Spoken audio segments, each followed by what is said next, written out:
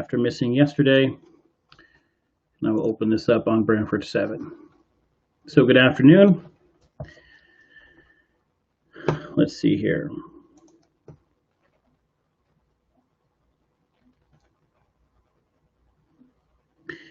Okay, I don't know why the title still says Corona, Fauci, and Markets. I can't figure out some of this new software, so I apologize for that. I have to find a better way to fix that problem. In any event, thanks for joining us. This is Steve Mazzacane of the Steve Mazzacane podcast. I'm still trying to figure out a new name. I talked to somebody today. I wanted to do a name that kind of, about 2 weeks ago, is to once we take the 10% of the left away and the 10% of the right, the loudest people in the room, there's 80% left. And I wanted to do a podcast for the rest of us. So one of the thoughts I had was to have a podcast called For the Rest of Us. But today I got a couple different options on branding and talking to somebody. So we will put that off for the time being, but I'll hopefully figure out some sort of title in the next week or two. But it is an absolutely crazy week, and I was not live yesterday. So we have a lot to talk about, and some stuff is local. If you're not watching from Brantford, we're going to talk about some Brantford issues today. We'll talk about a restaurant that I went to, and I want to talk about it. It's kind of a very good case study for starting a business and seeing what works in the restaurant industry and what have you. So we'll talk about that a little bit. We'll talk about the animal shelter. Tomorrow we will have the first guest we've ever had on this podcast in this format. So when I had the former office, I had guests live in the office with me. Tomorrow, we'll have Laura Bourbon on from the animal shelter. There's a lot going on there with a campaign and with their new animal shelter being built. A major addition going on there, and it's certainly needed.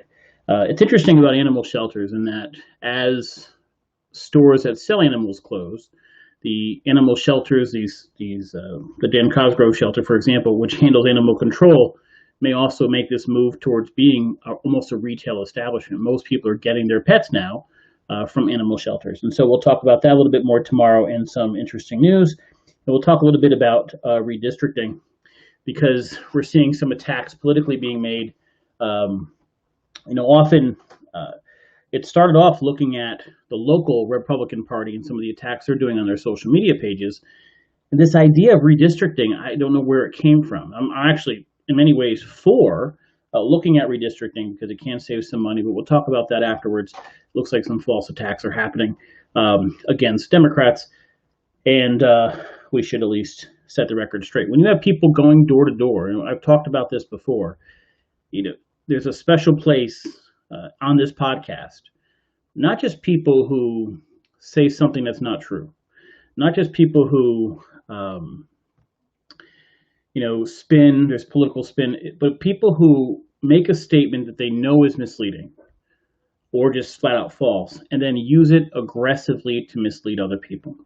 And we've seen it from Democrats, we've seen it from Republicans, and we want to talk about that a little bit today. So I just want to make sure this camera works right, and I'm glad. I think we're on Brantford 7, we're on Guilford, we're on Madison, and we're on YouTube. But YouTube, for some reason, I can't get up the show right. So let's first talk about the stand. So last Thursday, I went down to their kind of opening, pre-opening thing. And to those that don't know what the stand is, it's a place that started as a barbecue place, former gas station, and a little small grocery store in Indian Neck, across from Lenny's. And it's been an interesting study watching it. I was there when they first opened with Greg Noble, who did a great job of getting it off its feet. And Greg is a spectacular marketer. He did a really good job getting people there. But over time, the model didn't seem to be what the neighborhood wanted or what people were really coming back to. And then new owners took over. He shut down, and new owners took over. And now they've gone under this second wave of, I'll say, a reinvention. And it's interesting with restaurants, and when we ever cover restaurants, I will never do a negative review of a restaurant. I just won't do it. People are putting too much money into the investment, too much money into making it grow, that I never want to give a negative review. But to those that are familiar with Brantford 7 and familiar with some of my posts or writing, if I like the restaurant, I will tell you, great place, go here, try this, phenomenal. And if I didn't, it will basically say this place opened today. And I don't want to say anything bad because hopefully they could work the kinks out. I remember one place going to, the sauce was just bad. I mean, when you're in an Italian restaurant and your sauce is bad, that's rough. So I didn't want to trash them. I don't want them to throw away their investment, or I don't want to hurt their business in any way. I want people to know they're open, but I'm not going to say, hey, hurry up and run. That being said, the stand, part of the issues with all restaurants, and when I go to a restaurant or try it out from a business perspective, whether I'm signed on as a consultant with that company or whether I'm just reviewing it for Brantford 7 or the podcast, is a very simple question. Will locals go to that restaurant from Sunday to Thursday? And the reason we ask that question is because even bad restaurants, and you could think in your mind, Brantford, Guilford, restaurants that aren't great. Like, you're probably not going unless it's absolutely in a pinch. Maybe they've catered some birthday party and you were stuck eating their food, but it's not really phenomenal food by any means. It's on the lower end of the overall restaurant scale. But they're still in business and they're still busy Friday and Saturday nights. Even bad restaurants are busy Friday and Saturday nights. The difference in success is often, can that restaurant get locals Sunday through Thursday? Because on Sunday through Thursday, they still have to prep. They still have their staff. They still have to pay their electric bill. They still have to pay their gas bill. They still have all their rents to pay. They have to get people there. You cannot make just enough money on Friday and Saturday to cover all those other days. So I asked that question. It's very simple. And the more specific you are with your food, for example, barbecue initially was tough. The stand was almost like a commercial feel inside, right? Concrete floors, and you used to go up and get your food. That's kind of changed. Then they changed to this little food truck, to this outside picnicky kind of thing. The food was a little bit higher priced in that most recent one. I will tell you this. The recent final version of it, the one we have most recent, in my opinion, gets it right. They have price points that make sense. The menu is a wide variety and very good. I gotta tell you, I waited so long for them to do wings. The wings were phenomenal. So go to the stand, try the wings. They still have barbecue night, I think, on Mondays, but there are so many options on here, and they're all well priced. And I think that bodes well for, will locals still go Sunday through Thursday? Remember, inside is not a fine dining establishment. It doesn't look like Rosso Vino. It doesn't look like Le Petit Cafe. And so because of that look, you can't get away with a $35 entree. They had a $28 pretzel at one point that was a little crazy. They've gotten rid of that, and I think they have a menu that will grab the neighborhood and still get people from out of town on the weekends. But will locals go there during the week? I think yes. I think they hired a restaurant consultant. They have a new social media person who's very good, and they know what they're doing. So a lot of credit to them. Make no mistake, I'm absolutely recommending the stand. Go down there. This is not a paid ad in any way. Absolutely worth going to. I think the most recent changes are going to be significant. So that's just my take on the stand from last week. I know I posted some pictures on my personal page. They asked me not to post it on Brantford 7 yet because they didn't want to crush some new staff over the weekend, but we'll post some of those later on. If you go, let me know, post some pictures, send us an email. We'd love to know what you thought of the stand. Okay, tomorrow we'll have Laura on. We talked about this earlier. I'm just going through my list here. And as you may not know, the RTM, the Brantford RTM, passed about $2.8 million in funding for a major addition to the animal shelter. And we'll talk about this, the needs, and what this will change going forward. But our animal shelter, the Dan Cosgrove Animal Shelter, is, if not known throughout the state, known throughout at least the Northeast. We don't kill any animals, so it's a no-kill shelter, and we take animals from all over the place. So we have an obligation first to handle the animal control issues in Brantford and North Brantford. It's collaborative. And then on top of that, there are many dogs there. The numbers I'm seeing is that these animals turn over very, very quickly. So that's a good sign. It's no question one of the top animal shelters. And I've given Laura, the director, a lot of credit because I'll tell you this, we post a lot of fundraisers on Brantford 7. And most posts, for raising money for cancer, or raising money for Make-A-Wish, or raising money these dinners or what have you. In general, the people going to those are already known, right? They're on their list. They know the organizers. You're not going to get random people showing up to those fundraisers. The exception to that is animals. And if you run a fundraiser for animals, I'm telling you, more than kids, a fundraiser for animals works. People respond to it. And Laura does an unbelievable job raising money. So while that animal shelter has become far more than just animal control in the towns it's assigned, far more than just animal control in Brantford and North Brantford, those additional aspects are paid for by much of the fundraising that Laura does and oversees, and much of the fundraising and donations that come from so many people in the area, and in many cases out of the area, who just see it, realize what it does. So, so often we talked about the Blackstone Library before on this podcast, and the Blackstone comes in and yells that they're losing, $25,000 and the world's coming to an end. And the complete opposite end of that is what Laura does at the animal shelter. We never see that. And she could, based on the support, the emotion people feel for an animal shelter, she can certainly come in and say, I need another $1 million, and we're going to yell and scream and bombard you with emails and calls and go crazy unless we get it. And that's never happened.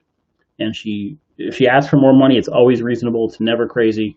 So we have to give her a ton of credit for putting her time and energy where her mouth is and where her cause is. And we'll talk to her tomorrow specifically about that. So let's talk about redistricting. Now, if you're wondering, what the hell am I talking about? You should also know that about a week and a half ago, I started seeing flyers from candidates, and I am also wondering, where did this become an issue? So the concept of redistricting isn't new. In Brantford, in Connecticut, we have 169 different municipalities in the state, right? So that means 169 different first selectmen or mayors, 169 different superintendents, 169 different finance directors. And this is give or take. Some towns work together, and there may not be that total. But if you look at it this way, a town like Brantford has 28,000 people. A town like Guilford has 22,000 people. A town like something in the upper eastern corner could have 10 or 12,000 people, and they may all have a superintendent for $160,000. And so at the end of the day, the question is, does it make sense to take some smaller towns and start putting them together? And on their own, towns will almost never do this, right? Nobody wants to give up that power. There's also this huge issue of unions. And when you start moving in towns together, municipalities or districts together, and you say, listen, I want you to work together, many times unions say, wait a minute, I don't want to have, get rid of jobs or all that sort of thing. So there's a bunch of these obligations to overcome. But it makes sense, and here's why it makes sense. The state sends money to every single town.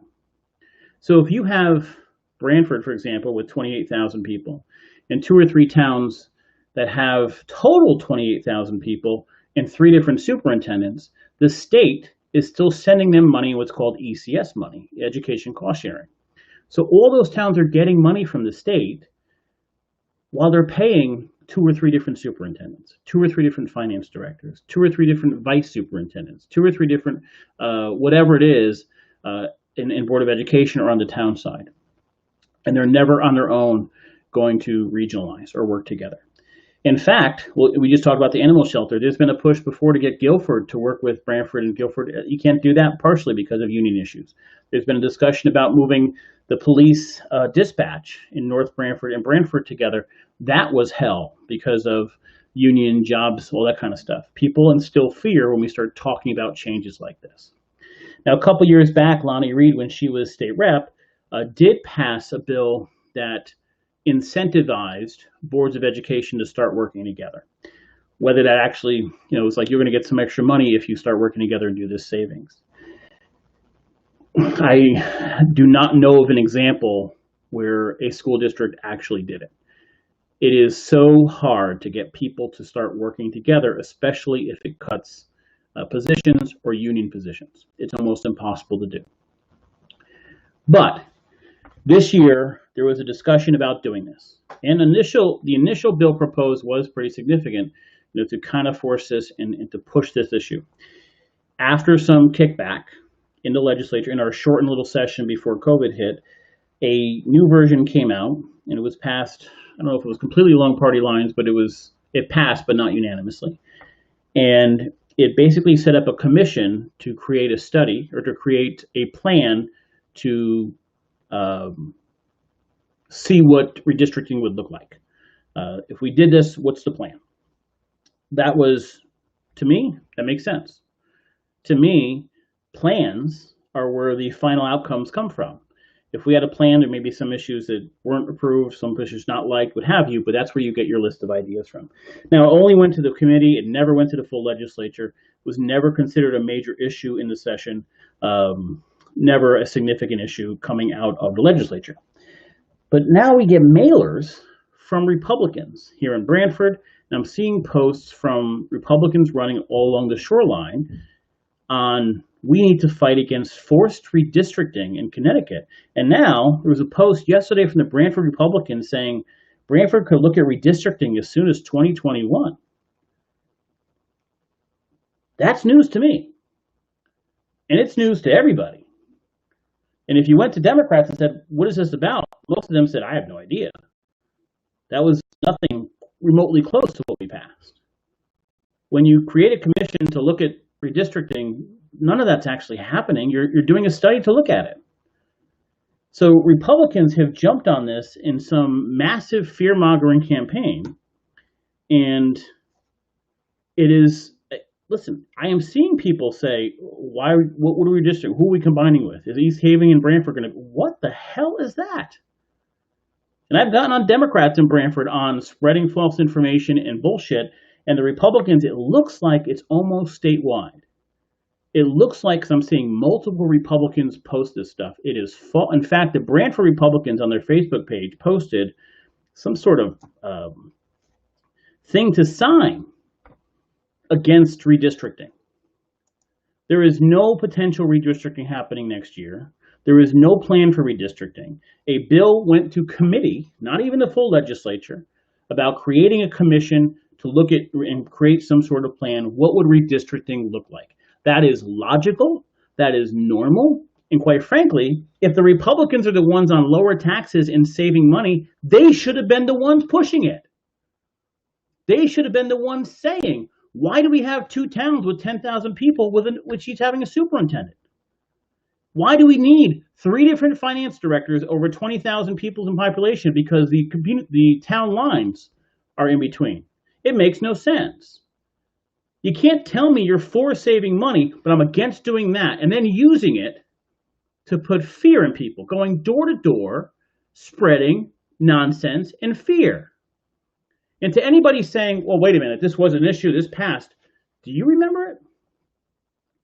If the Republicans saw this as an issue, why didn't they say anything? Nobody was talking about redistricting in February. Nobody viewed this as a real threat then. We were talking about tolls. We were talking about marijuana. We were talking about sports betting. A whole ton of other issues. We weren't talking about redistricting. Nobody took that as redistricting was about to happen. Nobody for a second believed in 2021 Brantford was going to combine with another town. But this is what Republicans are going door to door saying. This is what happens when a party's behind and they get desperate and they start making shit up. And that's what's happening here. And I think that I've called out Democrats enough for that we can call out the Republicans when they're doing the same thing. It's a lie. It's false. It's fear-mongering. It's not spin. Spin is just take it a little different way, make it seem something different. This is, no one was intending to start redistricting towns in 2021. You were just looking for a plan. And you are pushing this nonsense and fear for hopefully political gain. Give it up. It's not true. And I'll give you an example. of the other side of this. When Jamie Cosgrove became first selectman in Branford, one of the first things he did is he went to every single town department head and he said, I want you to show me your budget. I want you to show me a few other things as well. I want you to show me what a budget with a 2% increase looks like, what a budget with a 1% increase looks like, what a flat budget looks like, and also what a budget, I believe he said 2% decrease looks like. Show me those things. And these departments said, okay, and they went back and they created, this is what we're asking for. If we were forced to do a 0%, here we go. If we were forced to do a 2% reduction, here we go. And in the fire department's plan, they talked about closing the Short Beach Firehouse. Nobody uses it much anyway, but in any event, that's fine. That was in the if you cut it 2%. At the time, we had a writer in Branford named Marcia Chambers, and she has since passed on, but she was extremely for the Democrats. And she writes this article that Jamie Cosgrove wants to close the Short Beach Firehouse. Nothing could have been further from the truth. Jamie just said, show me what that plan would look like. As an exercise, let's look. Let's see. And suddenly, Democrats are showing up at meetings saying, oh my God, Jamie's closing the firehouse in Short Beach. Oh my, it's crazy. We need to save it. And they're signing petitions, save the firehouse from Cosgrove in Short Beach. It was all bullshit. It was never an actual thing. It was an exercise. It was a first step in looking at, okay, perhaps if you were going to close something or make one of these changes based on 2%, maybe those changes could be made. And in fact, some of the changes were implemented. Branford Hill School came down after one of the questions on what's the maintenance for that school. It was a smart process. That's how you start it. And thankfully, at the board, I remember Pam Knapp. Pam Knapp ran, was a hardcore Democrat, ran for town clerk and lost. And I'm going to get to some of these questions in a second. I'm sorry, guys. But she comes to the meeting and goes, we have to save this firehouse. And Joe Mooney, the Democratic chair of the Board of Finance, goes to, I believe, Sean Heffernan at the time, the assistant or the deputy fire chief, goes, are we closing the firehouse? He goes, no. That was it. It was all bullshit. Just made up. But political parties see an opportunity to sell fear. They see an opportunity to push a narrative when they don't have much to talk about. And say they go door to door with mailers and flyers and say, oh my God, save our town. Don't let the Democrats redistrict us. Nobody's redistricting you. But the truth of the matter is, if there was redistricting, the party yelling and screaming about high taxes should be the ones leading it. The party yelling and screaming about costs being too high should be the ones leading it. All day long. Because our ECS dollars, the money we send to the state that gets redistributed to schools, goes to every town in the state. They all get money.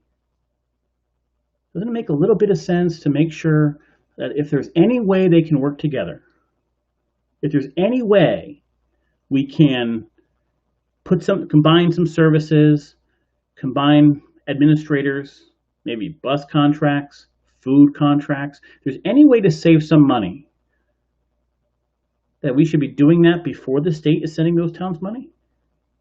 Isn't that logical? But the people asking for less spending, the people asking for lower taxes, are the ones yelling and screaming a completely false claim that the other side wants to redistrict your town. It's nonsense. And both parties do it. Now, I want to go to some of these comments because I don't know exactly when they came in. Richard Atro, it's the start. Branford is big enough to stay independent. If you think the existing superintendent is not responding to Branford parents, what will happen if the superintendent is in New Haven? Quite frankly, you're jumping to the worst possible conclusion. It will never happen. Here's the deal. You're asking state reps from the suburbs, from Branford, so Robin Comey and Sean Scanlon and Christine Cohen and Noreen Kokoruda, who's Republican, by the way. You're asking, because it's less about Republican and Democrat, to be honest with you. With issues like this, it's about inner city versus suburbs. And there is no way they would ever vote to combine New Haven with Brantford. Not going to happen. Never. Not feasible. Could never pass anything. So that's not on the table. That may be fear-mongering. It's not on the table. What you do is you ask yourself a very simple question. What would X look like? If we were to redistrict, where would we start? What towns would we focus on? Is there a way to save money? Maybe not. Maybe we just look at services. That's logical, though. That's what we should be doing. We're a state in terrible financial crisis. We can wait till we're broke to do it, or we can be proactive. And this redistricting thing isn't new. The incentives to redistrict were bipartisan. It's smart to look at ways to combine services. And you start by doing a commission and creating a plan. I want to see what that plan looks like. I want to be able to go through that plan and say, this is not good, this is good. And my hope is that if the session had lasted longer and COVID had not been a thing, that we would have passed this. I want to see that plan. I want to see if there's a way to save money. I want to see if there's 2 superintendents over 3,000 kids in 3 towns working together before we're sending that town $500,000 in ECS money. I want to know that. And going door to door selling a pile of crap is false. Nicole, not sure location has a lot to do with it. Rather communication skills or lack thereof. Just a thought. I'm not sure what that's referring to, Nicole. You could let me know. I'm not entirely sure what I said or what sentence I said that's referring to. Richard, it's more about what's good for New Haven. Look, there's no question in the legislature now. They're never going to get out. So if you're a Democrat from New Haven or from an inner city, you're there for as long as you want to be there for. You're not going to lose. There's no Republican that's going to win those districts. So when you have people there for longer, when you have seniority up there, you have power, and you have to find a way to work with these reps to get anything passed. That's life. But the people representing East Haven and Brantford and Guilford and North Brantford are never going to vote for any sort of district that would combine any of those towns with New Haven. It's just never going to happen. Richard, they voted for a police bill, which was not good for Brantford. If they will never let it happen, why vote for the study? Because the study shows us what opportunities exist. That's why. I will be someone who always votes for a study. I don't care what it is, because I want to see if there's any opportunities there. We have studies all over Brantford. We have studies about coastal resiliency. We have studies about a TOD, transportation district around the train station. Do we take every single thing in those studies and apply them? Of course not. But we go through them and get our ideas that way. Wait a minute, there's a way to save money. There's a way to reduce flooding here, and it's not too expensive. Let's do that. There's a way to develop the train station in a way that brings us tax revenue and reduces traffic because people can walk to the train. Okay, let's do that. There's a way to take 2 small districts and have them negotiate their bus contracts together. Okay, let's do that. We have 3 districts together and 2 superintendents are about to retire, so it's a perfect opportunity to combine them under 1 superintendent. Okay, let's do that. Good ideas come by starting these studies. You don't take a study and say, yes, we're going to implement every single thing. We just had a new study done on environment. The Environment Committee just posted a bunch of ideas. We're not going to do every one of those, but it's a start. It looks at the potential effectiveness of it. We don't just say yes to all of it. We say, yeah, we're going to review that. We're going to try to implement many of those items. Some will take priority, some won't. That's what a study is. And that's what a logical conversation about this should be. Instead, we have people posting on social media false information, and we have Republicans going to doors handing out mailers with false information. And that information is inflammatory. You're not falsely stating that 1 + 1 is 3. You're saying your district may be combined with other towns next year. That's what it says. We need to prevent redistricting of Brantford in 2021. I don't know what goddamn planet you're on. It's a lie. It's not spin. It's a lie. Maria Manos, interesting how people are not opposed to our membership with ACES and the give and take there. I'll tell you about ACES. Most people have no idea what ACES is. And I know some people at ACES. Wow. Those are amazing people. Absolutely amazing people. Driving around town today, I noticed Trump pen signs posted on public utility poles. Why are the signs allowed? I know the town does take down signs on poles. In fairness, I think most of our public works crews are still cutting trees and still collecting branches and responding to other issues. But I think they'll likely go around town taking a lot of those down. By the way, the Democrats ones are on there too. I mean, I see them posted in a lot of different places, but I can't really go after a public works crew right now because those guys have been working 80 hours a week for the last month, and they're trying. John Peters, there should be more. Listen, we can talk about the election more and more, and tonight is a massive, massive night for the election. Tonight can either be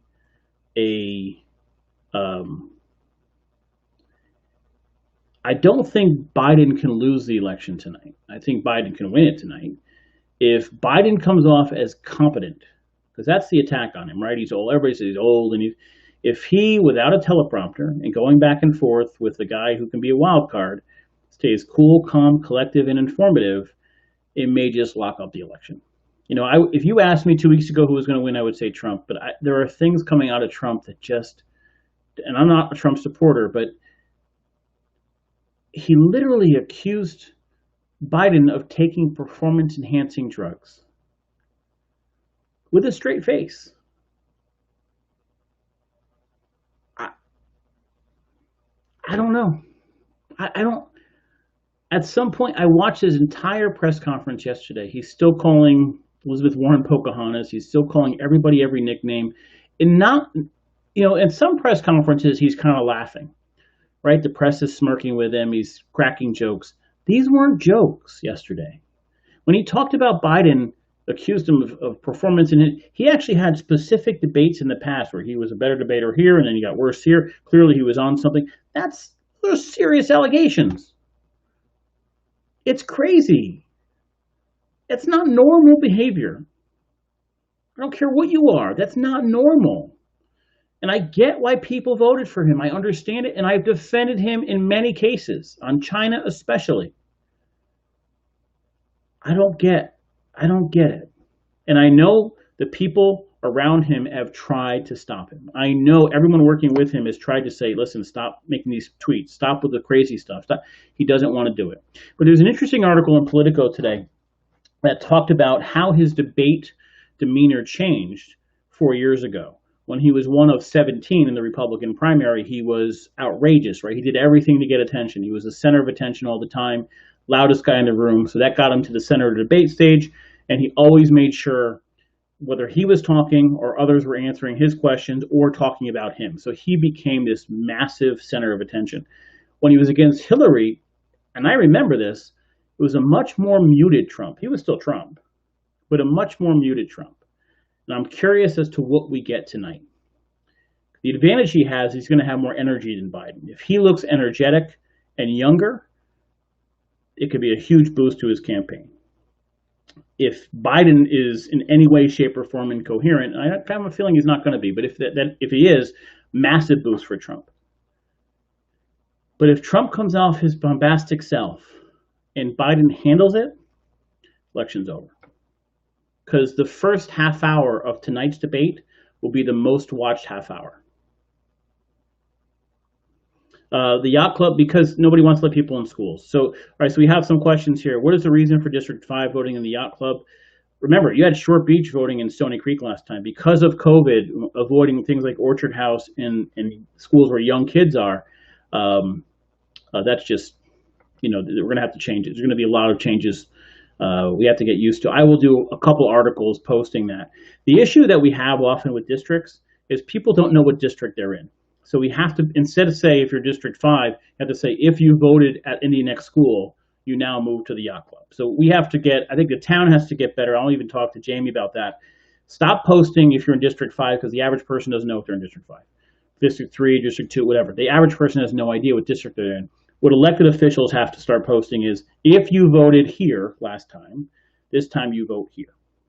They have to start doing that.